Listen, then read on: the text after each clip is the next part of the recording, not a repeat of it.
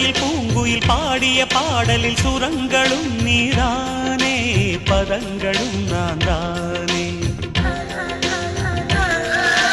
வாலிபம் மீட்டிய காதலின் வீணையில் சுதி சுதி நீதானே, லயம் லயம் நான் தானே.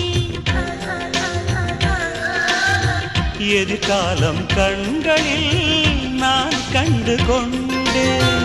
அது எப்படி உன்னிலே நான் என்னை கண்டேன். பூங்கொடி